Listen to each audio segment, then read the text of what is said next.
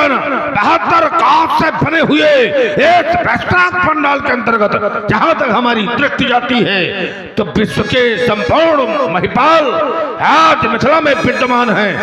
मिथिला में भीड़ होती थी लेकिन राजाओं की नहीं, ऋषियों की, मुनियों की, विद्वानों की, ब्राह्मणों की, लेकिन आज अस्त्रों की खनकें, मुक्तों की लपकें, दामिन की दमकें दिखाई दे रही हैं। सिरध्वज ये नगर नहीं पहले जैसा, काया ही पलट गई इसकी, है इंद्रपुरी लज्जित होती, लक्षध्वज आज चरक इसकी। ये सब बासी पेस्त दिखाते हैं, सब में अदम्य उत्साह भरा, मिथिला के कण-कण में विदेह है हर्ष छटा। आज खड़ा क्या उमड़ चालक भीड़ गई हो सदाधार विस्मित विदेह। ये तड़क भड़क कैसी विदेह है, ये तड़क भड़क कैसी विदेह हो।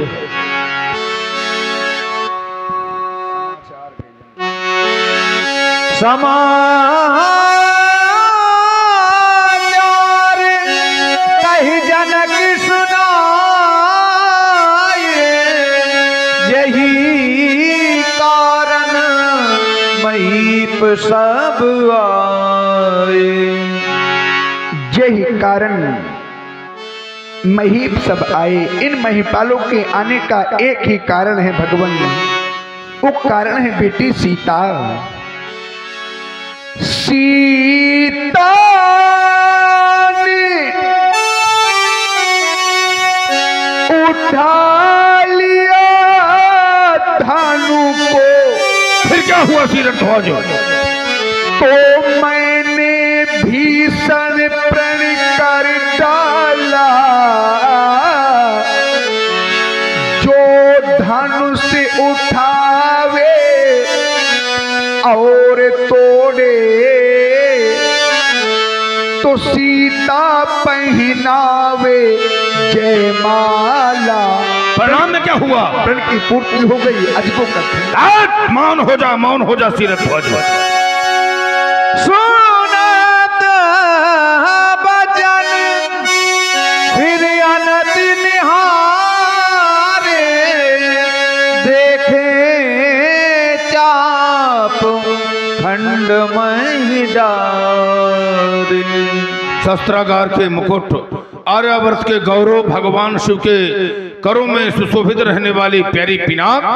एक वो समय था जब सारा संसार रक्त के आंसू बहा रहा था, मानवता पदलित हो गई थी, दानवता का तांडव हो रहा था। उस समय दानवता का दमन करके मानवता तुम्हारे द्वारा इस धराधाम में पुनः स्थापित की गई थी और सबके आंसू समय तुम्हारे द्वारा पूछे गए थे।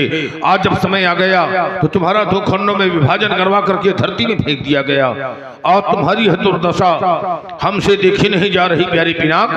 प्रभु आशुतोष कहती दुलारे, माँ पार्वती के प्राण प्यारे, यह दुर्गति हो गई तुम्हारी, किंतु न तुमने मुझे पुकारा। क्या मुझ पर विश्वास नहीं था, क्या मुझ पर विश्वास नहीं था, पहले भी जन था जीवन था, ज्ञान शक्ति वैभव कंचन था, और हुआ नहीं तब त्रिपुर दहन था। आश्रयहीन अस्तु थे दृग में, दानवता का तम छाया था, पर संतों की रक्षा का सार्थक तंत्र तुम्हीं ने बतलाया था। तुमसे भी पहले पतझड़ था, पर हंसता मधुमास नहीं था, और क्या मुझ पर विश्वास नहीं था, क्या मुझ पर विश्वास नहीं था। एक धनुष का अंत हुआ क्या, सब आयुधों का मान मिट गया, एक ज्योत क्या बुझी धरा से, 100 सूरज अस्त हो गया, किरण किरण मंचली अमावस चांद सितारे अस्त हो गए, सुरभ सुरभ का सुरभ खो गया, कली कली का गला घुट गया, और एक ज्योत क्या बुझी धरा से 100 सूरज अस्त हो गया। प्यारी पिनाक, इस धराधाम में जो आया है एक न एक दिन कराल काल के गाल में उस अवस्था जाना पड़ेगा, जिसका आविर्भाव है उसका तिरोभाव है। लेकिन जिसने तुम्हारा 2 खंडों में विभाजन किया है, आज तो वो रहेगा या मैं रहूंगा।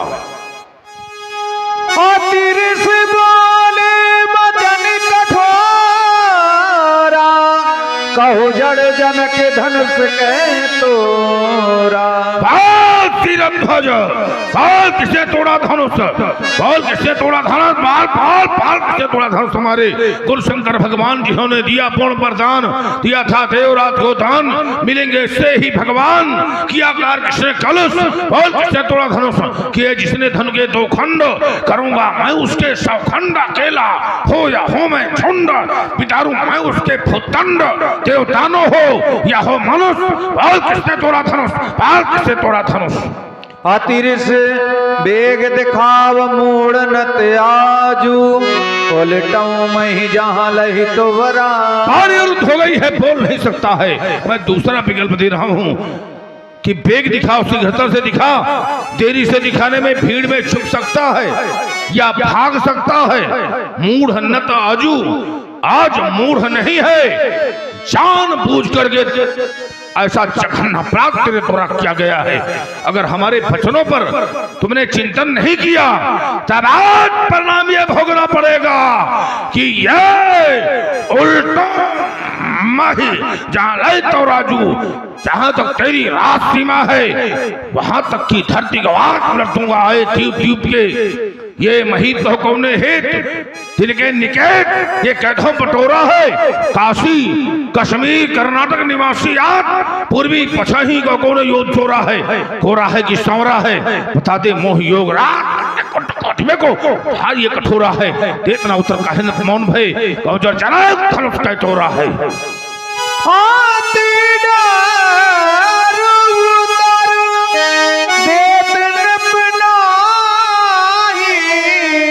कुटिल भूप हर से मन माही, सब है बिलो के लोग सब जान जान की वीर। हृदय न हरस विषादु कछु, बोले श्री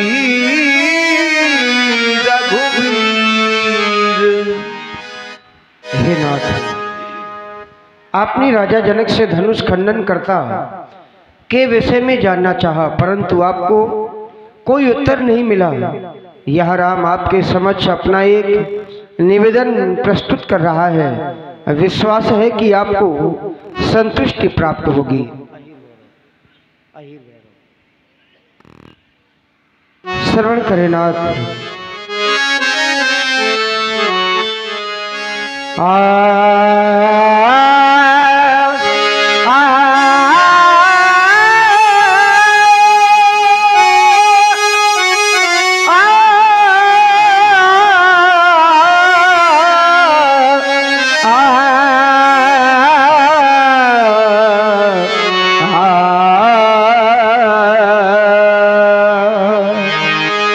नाथ शंभो धनु भंजनि हारा, हो ही केहू एक दास तुम्हारा। भगवान शंकर की आयु का खंडन करने वाला आपका कोई एक दास ही होगा, इसलिए भगवान क्रोध न करें। शिव धनुष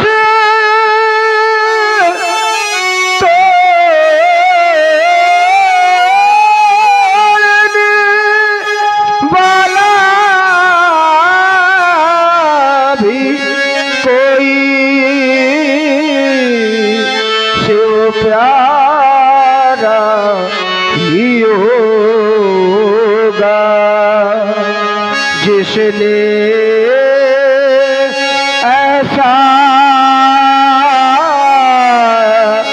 अपराध किया वह दास आपका ही होगा। जो कृपा पात्र है गुरुओं का, वह कब किससे डर सकता है। इसलिए भगवान कोप न कीजे ज्ञान शिरोमणि साधु सुधी यश जासु उचारो कौन बराबर रावण को जो तुमसे नहीं जात है तारो शंभु सारा आसन भजनिहार सोई केहू एक दास तुम्हारो आयसु का है आयसु का है कहिए किन मोही बार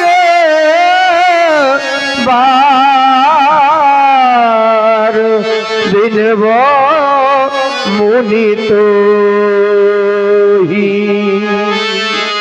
कहे इस राम के लिए आपकी कौन सी आयसु है, वह कौन सी आज्ञा है। सभी लोग भयभीत हो गए, किसी में साहस नहीं रहा कि कोई हमारे समीप आ जाए। जान जान की भीड़, जब कोई नहीं आया तो तुम स्वयं आए, और आए तो आज बहुत कुछ पाए। बोले श्री रघुवीर आज श्री की प्राप्ति हो गई।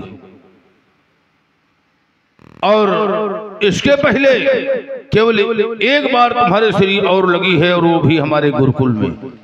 श्री रघुनाथ रूप उर आवा, अब परमानंद अमित सुख पावा। आज पुनः बोले श्री रघुवीर, श्री नाम लक्ष्मी जी का। अब जानी मैं श्री चतुराई, भजी तुम्हें सब देव बिहाई। जब वाल्मीकि जी ने शतकोट रामायण की रचना किया, जिसमें 100 करोड़ श्लोक थे, देवता दैत्य मनुष्य तीनों सुनने के लिए पहुंचे। सुनकर के जिज्ञासा प्रकट की, ग्रंथ हमको दे दिया जाए। भगवान शंकर क्षीर सागर ले गए। अब भगवान विष्णु और मैया लक्ष्मी के सानिध्य में तीनों को 3 भागों में बांट दिया। एक शब्द शेष बचा श्री, और श्री नाम लक्ष्मी जी का है। तो भगवान शिव ने कहा संपूर्ण आर्यावर्त में रहने वाले लोग इस शब्द को नाम के आगे लगाएंगे। तो यही कारण है कि जब भी तुम लोग किसी का नाम लिखते हो तो पहले क्या लिखा करते हो, पहले श्री लिखते हो। तो ये कारण है। तो आज बोले श्री रघुवीर, तुम्हारे वचनों पर मैं चिंतन करता हूं, तो तुम्हारे वचन रचना से युक्त हैं राम। नाथ संबोधन भंजनिहारा होई क्यों होगा कोई। यहाँ पर अनिश्चयवाचक सर्वनाम का प्रयोग कर दिया। दास, जब मैं दास पर विचार करता हूँ तो मोरे पौढ़ तनय समज्ञानी, और बालक सुत सम दास अमानी। दास को अमानी की कोट में रखा गया है। दास की निज इच्छा नहीं होती है, स्वामी की इच्छा ही दास की इच्छा होती है। तिनते पुण्य मोह प्रेम दासा, और जही गति मोर न दूसर आशा। दास जो भी कार्य करता है स्वामी से आज्ञा लेकर के करता है। अब क्या हमारे द्वारा कोई ऐसा आदेश दिया गया है जिस धनुष का खंडन कर दो, तो दास तो बहुत दूर रहा, वो हमारी दृष्टि में सेवक की भी श्रेणी में नहीं है। क्योंकि सेवक का कर्तव्य तो निश्चित किया गया है, ब्याह जी सेवक सो।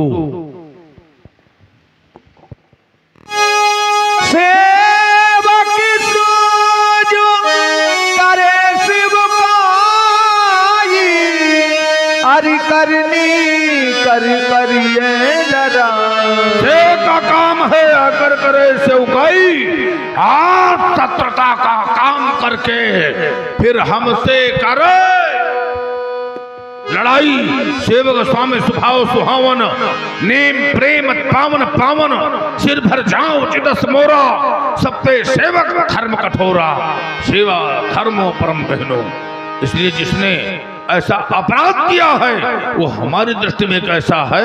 सुनहु राम जय शिव धन तोरा, सहस बाहु समसोर पुमो। ऐसे सुन लो कान खोल कर के राम, जिसने भगवान शंकर के आयुष का तो खंडों में विभाजन किया है। वो महिष्मती नरेश कार्तवीर सहस्रा पाव के सम्राट का हमारा शत्रु है और उसके लिए आज एक ही आदेश दे रहा हूं, सो बिल गाओ।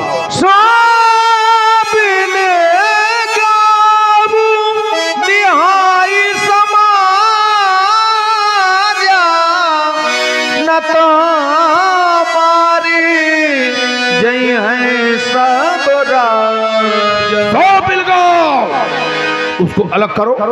अपने लिए आदेश मांग रहे थे कि आश का कही कि मोही कि मेरे लिए क्या आदेश है, तो सो बिलगा उसको अलग करो और चाहे सो बिलगा आओ वो सबसे अलग होकर के हमारे पास आ जाए, समाज को छोड़ दे या समाज अलग हो जाए। अगर इन बिंदुओं पर चिंतन नहीं किया गया तो आज ये समस्त उपस्थित महिपाल हमारे द्वारा दंडित किए जाएंगे।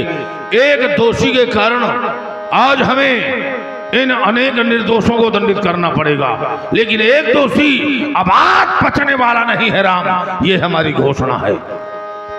सुनी मुनि बचन लखाना मुस्काने, बोले परसु धराई अपमान। सुना आप लोगों ने, धनुष तोड़ने वाले की विरोध में महात्मा परशुराम जी की एक घोषणा हो गई, जय शिव धनु तोरा सहस बाहु समसो रिपु मोरा, सो बिलगाऊ बिहाई समाजा और न तुम्हारे जय हैं सब राजा। जिस किसी भी व्यक्ति ने भगवान शंकर के धनुष का खंडन किया है वह समाज को छोड़ करके अलग हो जाए, और अगर ऐसा ना किया गया तो महात्मा जी के द्वारा व्यवहार किया जाएगा। तो कह रहे न तुम्हारे जय है सब बढ़िया सुंदर दिव्य बढ़िया दंड विधान है, अच्छी न्याय संहिता है। जिस समय महात्मा जी कहते हैं सभी राजा मारे जाएंगे तो ध्यान मेरा इन राजाओं से हट करके महात्मा जी के जीवन दर्शन पर चला जाता है, और यहीं से मेरे दर्शन की प्रथम पृष्ठभूमि प्रारंभ होती है। जिस समय आप कहते हैं सभी राजा मारे जाएंगे तो ध्यान मेरा आपके जीवन पर जाता है। यह जीवन दो तत्वों का जोड़ है,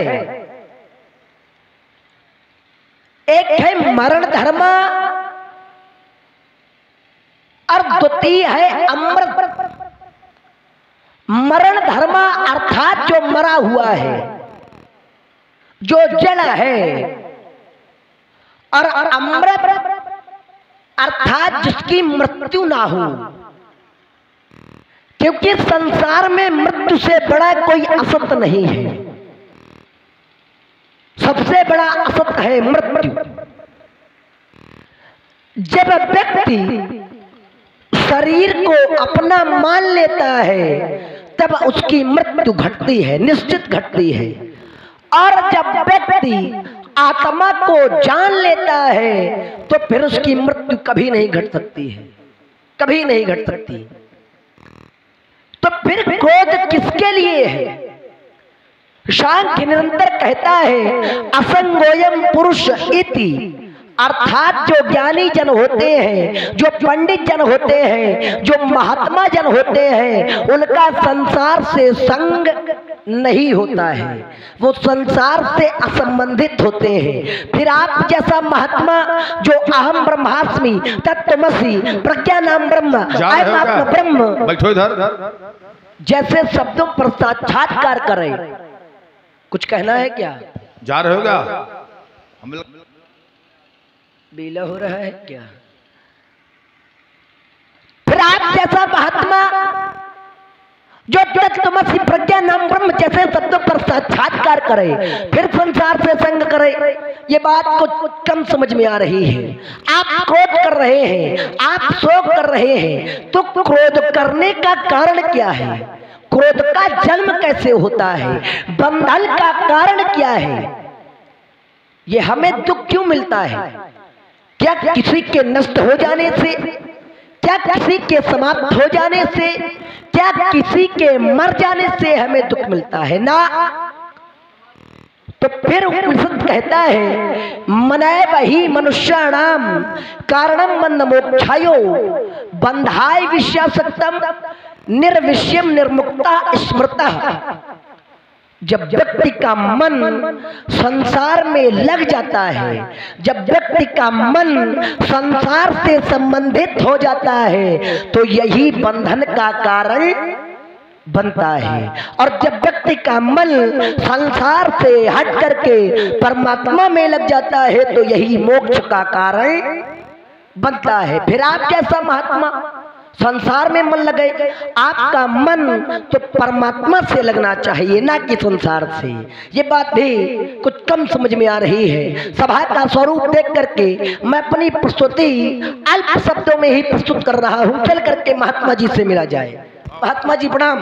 धर्मात्मा जी प्रसन्न रहो। हम तो प्रसन्न है। सुन मुन बचन लखन मुस्काने, मुस्काने से ही पता चल रहा है कि हम प्रसन्न हैं। तो हम मुस्काने और आप गुस्साने, बड़ा क्रोध है, क्या कारण है? इधर देखो, धनुष टूट गया है। यही कारण है। टूट जाने दो, धनुष के टूटने पर इतना क्रोध। अगर क्रोध का कारण धनुष का टूटना है तो एक बात मैं आपको बता दूं, हमने अपने बाल्यकाल में एक नहीं दो नहीं अपितु बहु धनु ही तोरी कब लड़काई। हमने बचपन में खेल खेल में बहुत सी धनिया तोड़ डाली। जब बहुत तोड़ी थे तब आपके दर्शन नहीं हुए थे। आज दर्शन की बात छोड़ो, ये भयंकर वाला प्रदर्शन हो रहा है। ये प्रदर्शन बंद करो और अप्रिय दर्शन करो। तब आपने कभी ऐसा क्रोध नहीं किया और आज क्रोध कर रहे हैं, तो क्या ममता? और अगर ममता है तो यही धनु पर ममता कई हेतु, उस धनुष पर ममत्व का कारण क्या है, हेतु क्या है, जानना चाहता हूँ। पूछ बात प्रातः स्मरणी श्रद्धे वरेण्य स्तुत्य प्रणम्य शब्दों के चुनाव में गड़बड़ी नहीं, गड़बड़ी नहीं है, उसे पूर्व से चयनित है। 7 द्वीप और 9 खंडों से आए हुए इन राजाओं के समक्ष करोड़ शब्दों का प्रयोग करने वाले राजकुमार, वशिष्ठ जी की विशिष्ट पाठशाला में तुमको यही पढ़ाया गया है, यही समझाया गया है। सुन मुनि बचन लखन मुस्काने, अब बोले पर सुधर ही अपमानी। पर सुधर ही संसार को हमने सुधार दिया है और हमें सुधारने में तुम लगे हो, और भी अपमान के माध्यम से। विचार नहीं किया इस पर तुमने कि अगर कोई संत का विरोध कर रहा है तो उसे कौन सी संज्ञा प्राप्त होगी। जैसे कोई भी व्यक्ति हो, अगर कुछ वो कर रहा है तो उसके पहले वो विचार कर लेता है। अनुचित उचित काज कुछ होई और समझ करिए भल का सब कोई, चाहे अनुचित हो और चाहे उचित हो। आदमी विचार पहले कर लेता है कि अगर मैं ऐसा कर रहा हूं तो इसका परिणाम मुझे ये प्राप्त होगा, है ना। कोई कार्य सहसा हो जाता है, विषय अलग हो गया, लेकिन अगर सोच समझ के कर रहा है तो उसे पहले ये ज्ञान हो जाएगा कि अगर मैं किसी को मार रहा हूं तो मुझे ये दंड मिलेगा, है ना। तो यहां पर तुमने चिंतन नहीं किया, क्यों? कि सुना तुमने, पहले सुना सुन मुनि बचन, और फिर मुस्का करके और फिर ऐसा अपराध किया गया। अगर कोई संत का विरोध कर रहा है तो सुरति संत विरोधी तन पोषक निंदक अखानी जीवित सौसम 14 प्राणी। 14 प्रकार के लोग जीवित तो रहते हैं, लेकिन जीवित रहते हुए भी मरे के समान होते हैं। कौन कौन से? कौल काम बस कृपण विमूढ़ा, अति दरिद्र राजसी अति बूढ़ा, सदा रोग बस समतत क्रोधी, विष्णु विमुख संत विरोधी तन पोषक निंदक अखानी जीवित 100 सम 14 प्राणी। तो जीवित तो हो पर हमारी दृष्टि में बिल्कुल मुर्दाबाद हो, और क्या। लेकिन अभी तक हमारा विवाद होता था जिंदा से, है ना। प्रत्येक व्यक्ति